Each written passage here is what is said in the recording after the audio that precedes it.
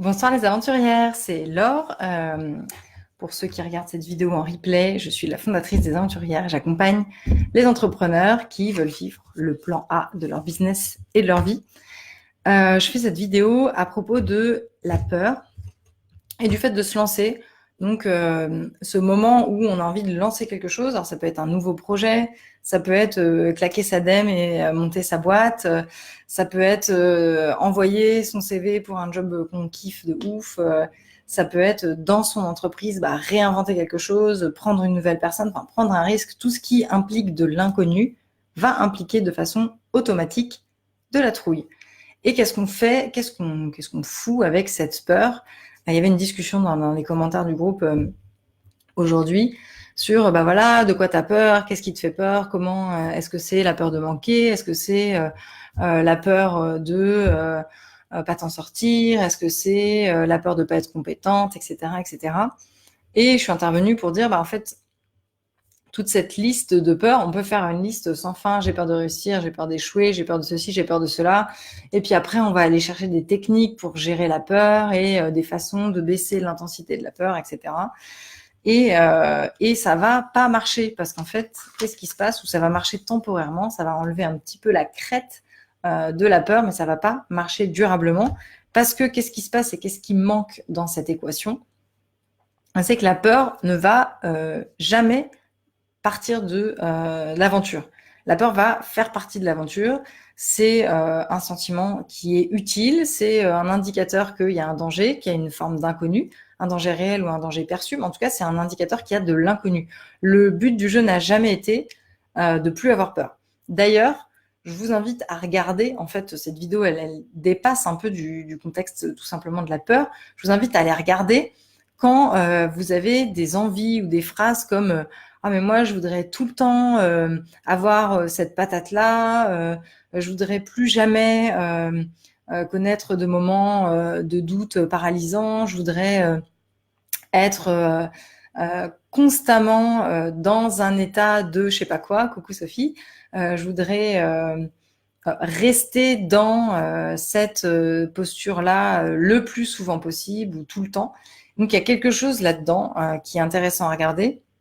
C'est-à-dire à partir du moment où on se crispe sur une émotion, une expérience, une façon d'aborder les choses qu'on a envie d'avoir tout le temps, déjà instantanément, on se sort de l'expérience, on n'est plus en train de profiter, on est en train de dire « Ah mon Dieu, je voudrais garder ça tout le temps, donc je suis déjà dans l'inquiétude que ça va s'arrêter, donc je suis déjà plus dans l'instant. » Et au-delà de ça, il y a juste un déni là-dedans de la réalité de l'humanité. Donc, il y a quelques jours, j'étais en supervision collective et il s'est passé quelque chose comme ça.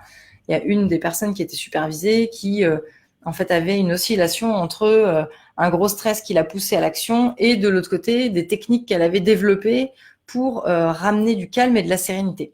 Et donc, la superviseuse lui dit, qu'est-ce que tu serais sans cette suractivité? Ah, je serais une personne sereine, je serais quelqu'un de zen, etc.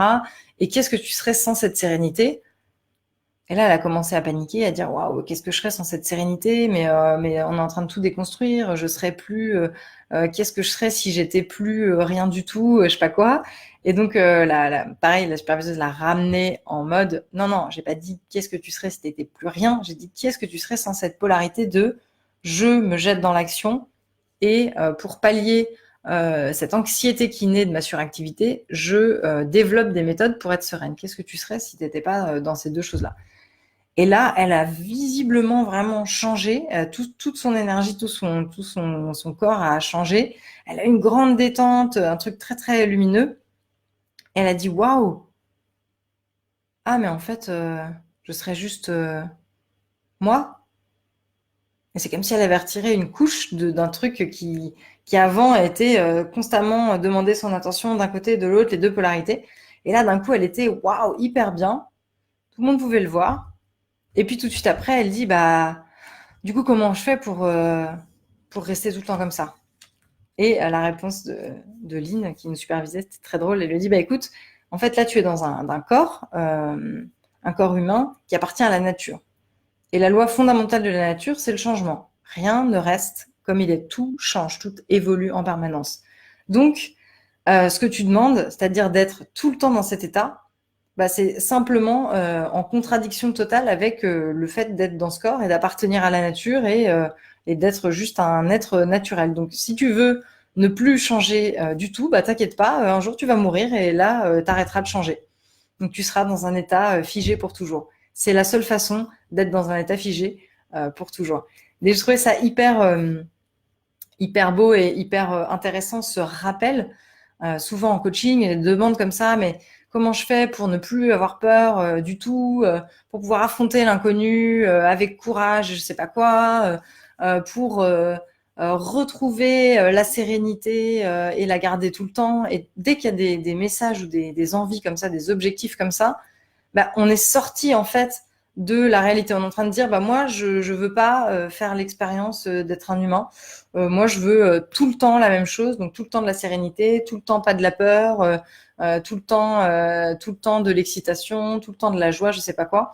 Et donc en fait, on est en train de regarder au mauvais endroit, c'est-à-dire qu'on se crispe déjà sur une expérience au lieu de juste d'accepter le package et de prendre la vie, c'est-à-dire le vivant, c'est-à-dire le changement.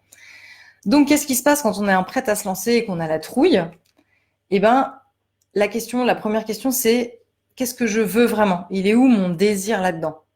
Est-ce que vraiment la peur est plus forte que moi? Est-ce que cette émotion que je ressens, elle est plus forte que moi? Ensuite, est-ce que quand je reste dans cette émotion très forte, ça me donne plus d'options pour solutionner mon problème ou pour aller vers mes désirs? En général, plutôt pas. Donc, est-ce que malgré cette émotion, je suis capable de faire preuve de sagesse, de modération, de courage? Bah, si je suis dans cette situation-là, eh bien, je peux complètement aller me brancher sur mon désir et y aller quand même. Y aller avec la peur, la partie de peur, avec la partie d'incertitude et vraiment choisir le package. Mais j'y vais les yeux ouverts, c'est-à-dire j'y vais pas en me disant ah, j'y vais parce que ce matin je me suis levée d'hyper bonne humeur et du coup je sens que j'ai plein d'enthousiasme et donc là j'y vais, mais le lendemain je me lève, ah là j'ai une petite baisse de motivation, du coup finalement c'était pas une bonne idée, j'y vais pas, j'annule tous mes plans, je reste au lit, dites à tout le monde que je suis malade. Il y a vraiment à prendre en compte que le changement va faire partie de l'aventure. Est-ce que je veux quand même cette aventure? Est-ce que je prends tout le package? J'en ai déjà parlé dans d'autres vidéos. Moi, quand je me suis lancée dans l'entrepreneuriat, quelque part, je fuyais un ressenti d'ennui, d'inadéquation, de tristesse que je vivais dans le salariat. Et donc, j'avais l'illusion de créer un endroit qui serait une espèce d'île magique, paradisiaque, du plaisir instantané et constant. Donc, évidemment, devant la réalité qui est que c'est pas du tout comme ça, il y avait en plus de la souffrance, il y avait et la réalité et la résistance à la réalité. Et donc, du coup, les deux entrant en collision, la réalité gagne toujours. Je pouvais même pas mettre en place les bonnes stratégies pour construire l'entreprise que je voulais. J'étais bloquée dans ce truc de lutte avec non, moi, je veux du plaisir tout le temps. Accepter le package complet, c'est-à-dire accepter que y a de l'incertitude, que y a du changement partout, qu'il y a beaucoup de choses qu'on ne maîtrise pas, mais en permanence en fait. C'est pas seulement quand on monte une boîte. Quand on monte une boîte, on maîtrise pas effectivement comment les gens vont recevoir nos offres, on maîtrise pas comment le marché va évoluer, on maîtrise pas le contexte économique global, on maîtrise pas ce que font nos concurrents, on maîtrise pas en fait tout ce que font les autres gens. Donc si on se concentre là-dessus, effectivement, on disperse énormément d'énergie. Par contre, on contrôle son désir, sa persévérance, les conditions dans lesquelles on a envie d'accomplir notre rêve et qu'est-ce qu'on met en place pour progresser en permanence et pour avancer vers ce qu'on a envie de créer.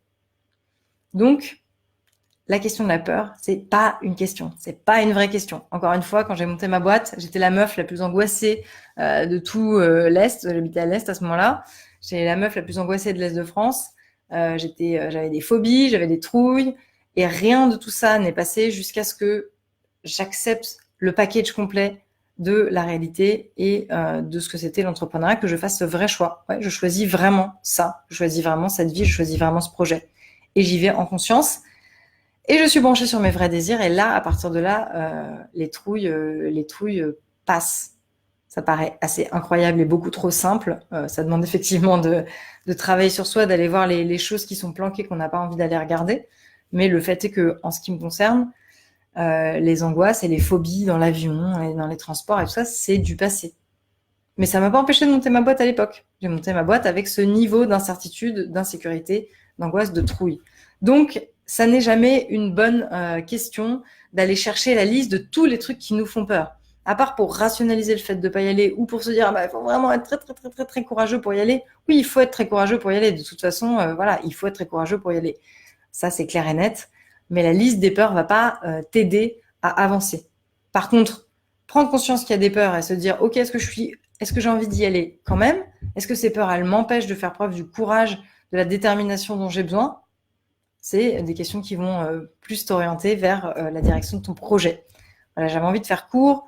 Je ne sais pas si vous avez des questions, n'hésitez pas à les mettre en commentaire. En tout cas, merci beaucoup et appliquer ce principe universel. J'ai peur, mais j'y vais.